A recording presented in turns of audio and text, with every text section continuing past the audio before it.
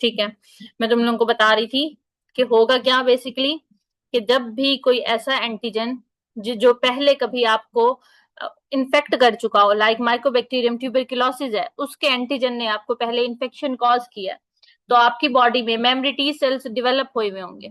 ठीक है, अब जब भी कभी आप टेस्ट करना चाह रहे हो कि इस पेशेंट को, इस इंडिविजुअल को कभी माइकोबैक्टीरियम ट्यूबरकुलोसिस का इन्फेक्शन हुआ था कि नहीं हुआ था, आप क्या करोगे, उसी का एंटीजन उठा के पीपीडी जिसको कहते हैं इंजेक्ट कर दोगे इंट्राडर्मली या सबडर्मली जिसको आप कहते हो, डर्मल लेयर के अंदर।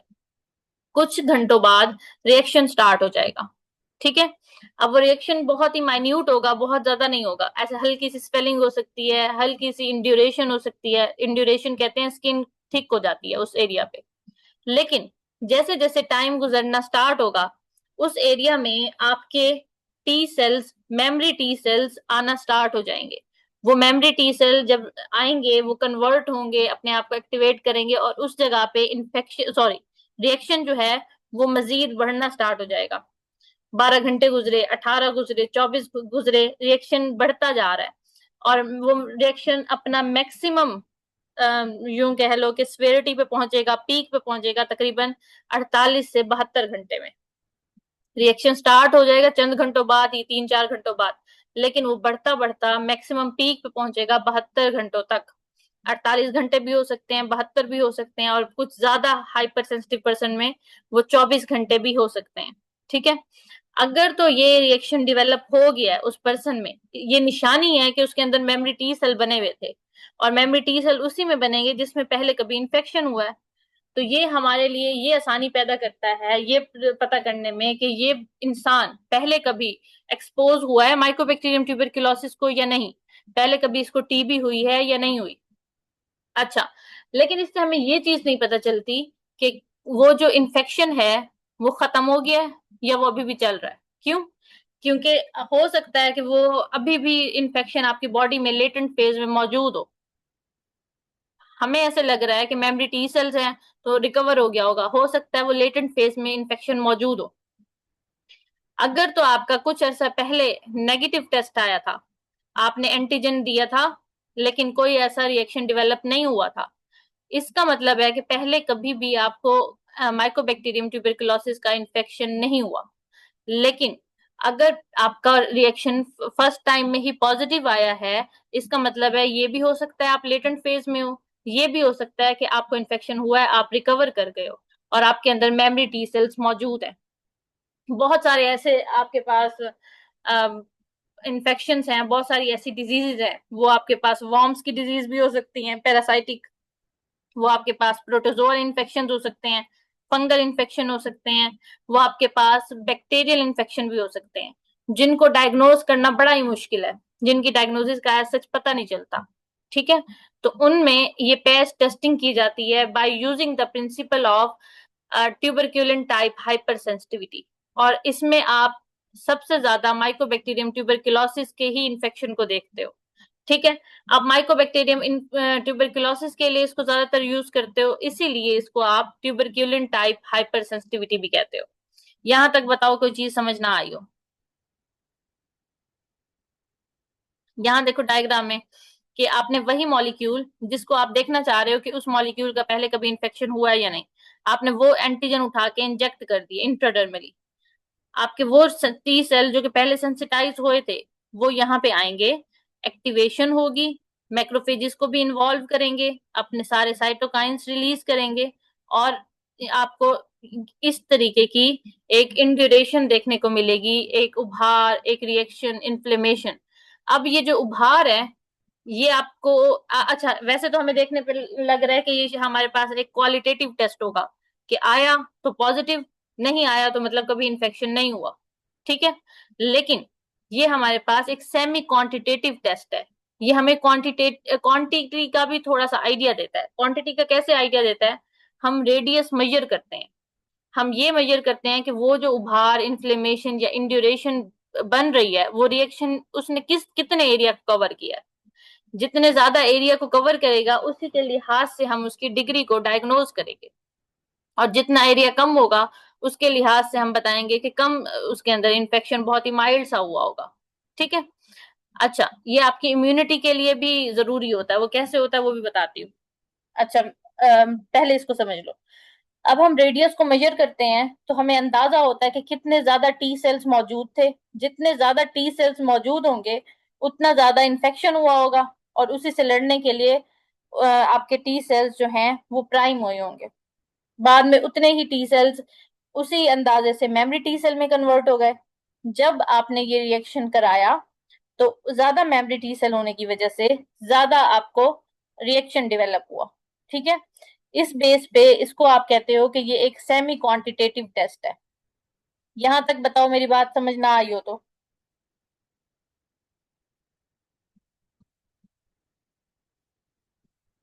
यहां तक क्लियर है बच्चों? मैम इसका फायदा क्या, अगर हमें पता चल भी जाएगा तो बता दीजिए। बेटा, इसका फायदा ये है कि हम बहुत सारी बीमारियों की डायग्नोसिस के लिए और ट्रीटमेंट के लिए यूज कर सकते हैं। सेकंड, अगर आपने बहुत सारे ऐसे पेशेंट्स होते हैं जिनके लिए आपको बहुत सारे मेजर्स लेने पड़ते हैं, प्रिकॉशनरी मेजर्स। ठीक है, कुछ पेशेंट्स के लिए आइसोलेशन चाहिए होती है। तो ऐसे पेशेंट्स को सही से आइसोलेट करने के लिए हमें देखना पड़ता है कि कहीं इसके अंदर ये ऑर्गेनिज्म मौजूद तो नहीं है, ये बीमारी फैलने वाली तो नहीं है, एंटीजन दूसरों को लग तो नहीं सकता। ठीक है, जिसमें एक आपके पास माइकोबैक्टीरियम ट्यूबरकुलोसिस का है। तो बहुत सारे प्रोसीजर्स ऐसे होते हैं जिनके लिए एहतियात करनी पड़ती है। जैसे आप वायरल मार्कर कराते हो ना, HIV, हेपेटाइटिस के, B, C के, वो क्यों कराते हो? वो इसलिए कराते हो कि आपने देखना होता है कि कहीं इसका नुकसान पेशेंट को, हमें या किसी इंस्ट्रूमेंटेशन को तो नहीं हो रहा। सिमिलरली हम इस केस में भी यही कुछ करते हैं। हमने देखना होता है कि इस बंदे को, फॉर एग्जाम्पल, हमने उसको ट्रीट करना है। हम ये चाह रहे हैं कि हम ये देख लें कि सच में इसको टीबी है या नहीं है, या इसको पहले जो टीबी हुई थी वो खत्म हुई है या नहीं हुई। ये भी हो सकता है ना कि पहले आप, पेशेंट कह रहा हो कि उसको लग रहा है कि टीबी हुई है, लेकिन उसको टीबी नहीं हो, कोई और मसला हो। तो ये आपकी डायग्नोसिस में भी हेल्प आउट करता है, और उसके अलावा बहुत सारी प्रिकॉशंस के लिए भी हमारे लिए जरूरी होता है। अच्छा, अब बहुत सारे इंडिविजुअल्स में फॉल्स नेगेटिव और फॉल्स पॉजिटिव का चक्कर भी आ जाता है। फॉल्स पॉजिटिव क्यों आएगा? क्रॉस रिएक्टिविटी की वजह से। समटाइम्स क्रॉस रिएक्शन हो जाता है, क्रॉस रिएक्टिविटी के एंटीजन, बहुत सारे एंटीजन की सिमिलैरिटी होने की वजह से फॉल्स पॉजिटिव रिएक्शन आ जाता है। उस केस में उस पर्सन को माइकोबैक्टीरियम ट्यूबरकुलोसिस का इन्फेक्शन हुआ नहीं होता, लेकिन कुछ केसेस में ये होता है कि हमें ऐसे लगता है कि हुआ होगा क्योंकि रिएक्शन आ गया। ठीक है, तो इसको आप कहते हो क्रॉस रिएक्टिविटी। और कुछ पर्सन ऐसे होते हैं जिनमें फॉल्स नेगेटिव आता है। अब वो फॉल्स नेगेटिव क्यों आया है? वो इसलिए आया है कि अगर पर्सन इम्यूनो डेफिशिएंट था, आपको पता है कि इम्यूनो डेफिशिएंसी में टी सेल्स और बी सेल्स बहुत कम हो जाते हैं।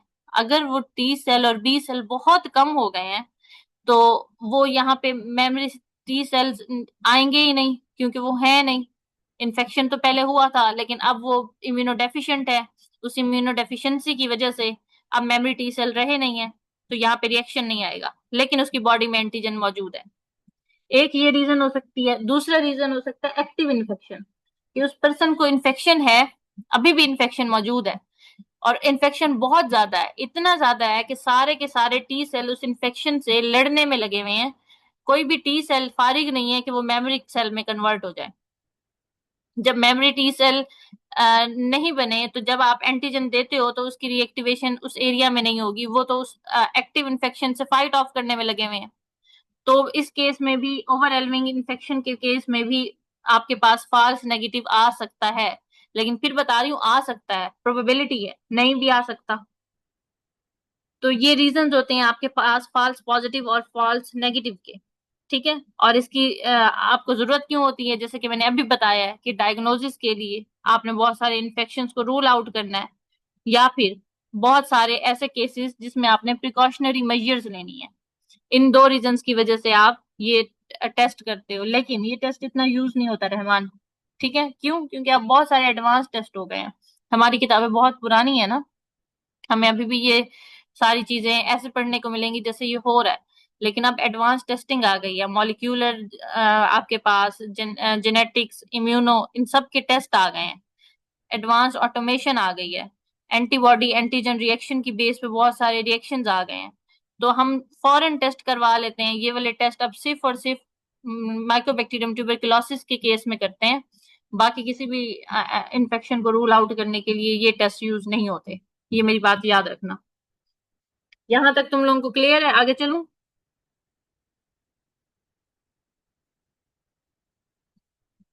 कोई सवाल है तो पूछ लो बच्चों।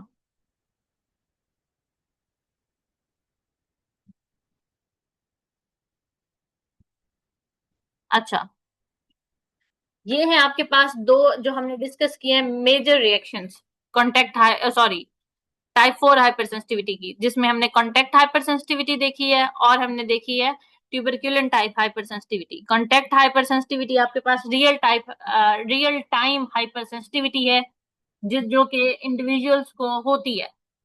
और ट्यूबरक्यूलिन टाइप हाइपर सेंसिटिविटी आप यूज करते हो किसी भी बीमारी की तशखीस के लिए, पैच टेस्टिंग के लिए। ठीक है, समराइज कर दिया इसको। अब इसके अलावा और बहुत सारे आपके स्किन के डिसऑर्डर्स हैं जो कि इसी टाइप 4 हाइपर सेंसिटिविटी की वजह से होते हैं। अब वो जो बीमारियां हैं ना, वो आपके पास एक ब्रॉड स्पेक्ट्रम पे होती हैं। स्पेक्ट्रम का मतलब तुम लोगों को पता है ना? स्पेक्ट्रम का मतलब होता है कि आपके पास सेम चीज है लेकिन उसकी सिवियरिटी कम से लेके ज्यादा तक ग्रेड हुई हुई है। कि अगर आपकी एक चीज इस जगह पे है तो वो माइल्ड होगी, इस जगह पे है तो मजीद उसके सिम्टम ज्यादा होंगे, और अगर वो स्पेक्ट्रम के बिल्कुल एंड पे है तो वो बहुत ही स्वेयर होगी। अच्छा, इसमें आपके पास तीन बीमारियां आ जाती हैं और उनके पीछे प्रिंसिपल या बेसिक क्या है? Type 4 hyper sensitivity. एक जो बीमारी है उसको आप कहते हो मल्टीफॉर्म। ठीक है, erythema multiform, EM short form. Erythema multiform type 4 hyper sensitivity की बेस पे होने वाला एक यूं समझ लो, हाँ इसी की बेस पे होने वाली एक बीमारी है। ठीक है, इस बीमारी में क्या होता है? इस बीमारी में आपकी जो एक्सट्रीमिटीज है, यानी कि आपके हाथ, पांव, बाजू, आपकी टांगे, उसके पीछे वाली लेयर और उसके आगे वाली लेयर, मतलब सोल्स भी इन्वॉल्व होंगी और पाम्स भी इन्वॉल्व होंगे, वहां पे लेजन्स बनना स्टार्ट हो जाती हैं। ठीक है, अब अभी फिलहाल आपने रीजन नहीं सोचना, अभी आप सिर्फ समझो, इसका स्पेक्ट्रम समझ लो, फिर आगे इसको डिस्कस करते हैं। अरिथमा मल्टीफॉर्म में आपकी सिर्फ और सिर्फ एक्सट्रीमिटीज पे लेजन बनती हैं, आपके हाथ, पांव, बाजू, टांगे और उसकी आगे और पीछे दोनों के साइड्स। ठीक, इन साइड्स पे ब्लिस्टर्स बनना स्टार्ट हो जाते हैं, जैसे आप इस डायग्राम में भी देख सकते हो। ठीक है, अच्छा एक मिनट रुक जाओ, मैं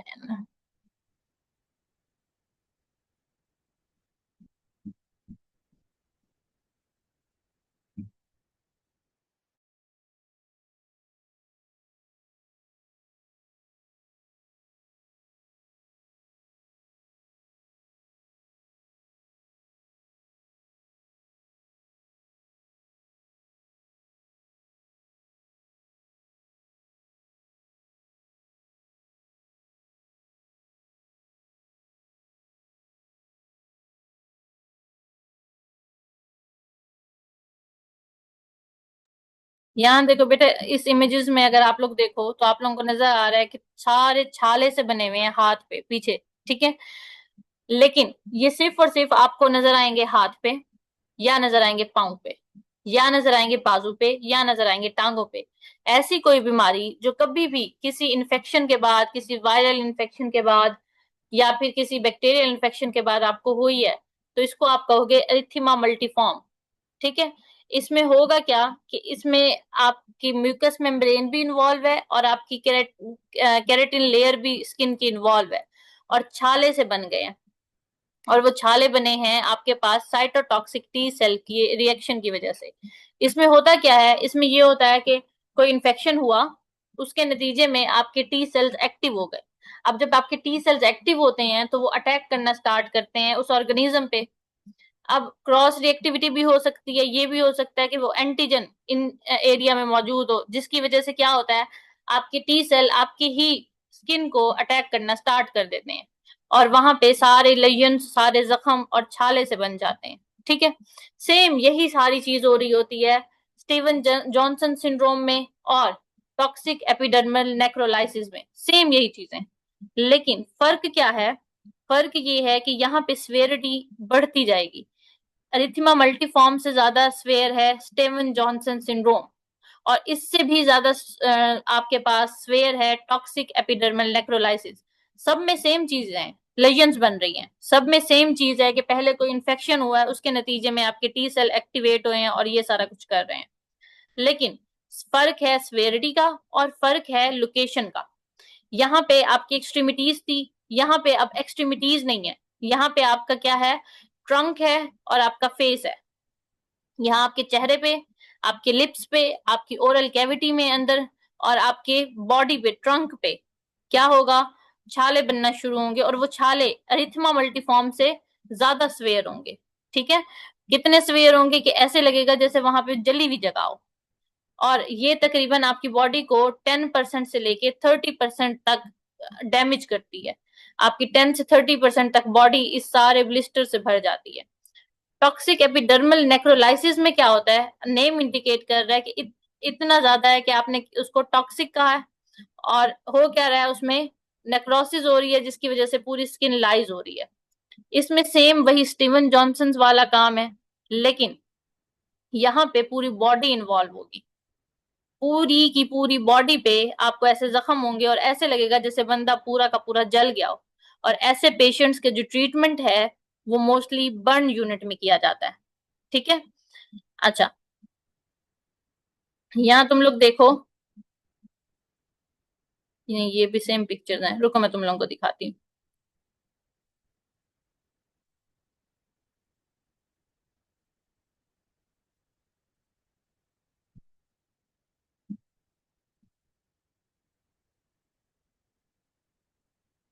ये देखो, ये ऐसे लग रहा है ना कि जैसे पूरा का पूरा बंदा जला हुआ हो। पूरी की पूरी आपकी स्किन इन्वॉल्व हो जाती है टॉक्सिक एपिडर्मल नेक्रोलाइसिस में। ऐसे छाले बन जाते हैं और कोई एरिया नहीं रहता कि जो इन्वॉल्व ना हो। ये आपके पास टाइप 4 हाइपर सेंसिटिविटी की सबसे स्वेयर फॉर्म है। ठीक है, लेकिन जो आपके पास, ये पिक्चर मैंने शायद पीडीएफ में ऐड नहीं की, यहाँ पे अगर देखो कि स्टीवन जॉनसन सिंड्रोम, इसके बरक्स बहुत ही कम लेजन्स हैं। ठीक है, और अगर आप इधर आओ तो पूरी बॉडी इन्वॉल्व है। और इसी के ही उलट अगर हम चले जाएं, अरिथीमा मल्टीफॉर्म, उसकी दो टाइप्स होती हैं। अरिथीमा मल्टीफॉर्म की दो टाइप्स होती हैं। एक अरिथीमा मल्टीफॉर्म माइनर कहलाता है। अरिथमा मल्टीफॉर्म माइनर में बहुत ही माइनर से सिम्टम्स आएंगे, बहुत कम रिएक्शन, कहीं पे एक आध ब्लिस्टर्स बन जाएंगे और वो रिकवर हो जाएंगे कुछ दिनों बाद। लेकिन जो अरिथमा मल्टीफॉर्म मेजर होता है, वहां पे लेजन्स ज्यादा बनती हैं। ठीक है, और आपके वो तकरीबन सारे बाजू, हाथ, इन सबको इस तरीके से कवर कर रहे होते हैं। आपके इवन आपके सोल्स इस तरीके से कवर होती हैं। ये है आपके पास टाइप 4 हाइपर सेंसिटिविटी। यहां तक बताओ कोई आपकी चीज जो कि क्लियर ना हुई हो, कोई सवाल है तो पूछो। मैम ये लास्ट वाली जो डिसऑर्डर बताइए दोबारा repeat। लास्ट वाला क्या हमाद? ये जो डिसऑर्डर बता रहे थे आप, एक बार मतलब रिपीट कर दे तीनों। तीनों को रिपीट कर दूं? तीनों को रिपीट करूं? जी मैम वो मिक्स हो गए हैं आपस में। मिक्स नहीं होंगी, एक ही चीज है। तीनों की तीनों बीमारियों में रीजन पीछे है कि प्रीवियसली कोई इन्फेक्शन हुआ होगा, उसके बाद आपके जो सेल्स हैं वो हाइपर एक्टिव हो गए हैं, टी सेल्स। ठीक है, अरिथीमा मल्टीफॉर्म में बहुत ही कम आपका एरिया इन्वॉल्व होगा और सिर्फ आपके हाथ, पांव, टांगे और बाजू इन्वॉल्व होंगे, यानी कि एक्सट्रीमिटीज। अरिथीमा मल्टीफॉर्म में एक्सट्रीमिटीज पे ब्लिस्टर्स बनेंगे और कहीं नहीं बनेंगे, ना ट्रंक पे ना ही फेस पे। स्टीवन जॉनसन सिंड्रोम में आपका ट्रंक और फेस इन्वॉल्व है, और आपकी जो लास्ट वाली टॉक्सिक एपिडर्मल नेक्रोलाइसिस है उसमें भी फेस और ट्रंक और हर जगह इन्वॉल्व है।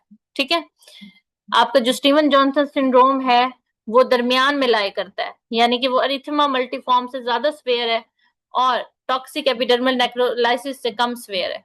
सबसे ज्यादा लेजन्स जो कि पूरी बॉडी को इन्वॉल्व करती हैं वो है टॉक्सिक एपिडर्मल नेक्रोलाइसिस में। इतना ज्यादा हो जाती हैं, ऐसे लगता है कि पूरा का पूरा बंदा जल गया। लेकिन इसके उलट अगर आप चले जाओ बिल्कुल ही लेफ्ट एंड पे, जहां पे आपके पास आता है अरिथिमा मल्टीफॉर्म। अरिथिमा मल्टीफॉर्म सबसे माइल्ड है, सिर्फ हाथ पांव पे छाले बनेंगे और वो 7-8 दिन बाद ठीक हो जाएंगे। ठीक है। लेकिन आपकी जो ये स्टीवन जॉनसन सिंड्रोम है, या फिर जो सबसे ज्यादा स्वेयर है, जिसको आप कह रहे हो टॉक्सिक एपिडर्मल नेक्रोलाइसिस, ये बर्न यूनिट में ट्रीट होती है। समझ आई?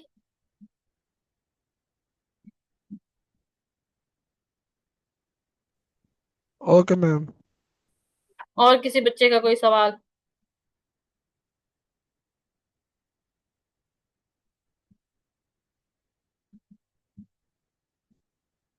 क्लियर है? मीटिंग एंड कर दूं?